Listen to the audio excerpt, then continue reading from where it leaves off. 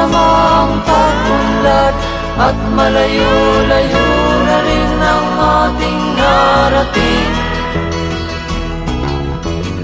Ngunit masdan mo ang tubig sa dagat, dati kulay asul, ngayon'y naging itim. Ang mga duming ating ikinalat sa hangin, sa langit, huwag na nating paabutin, upang kung tayo'y pumanaw man sa sariwang hangin, sa langit natin matitikman.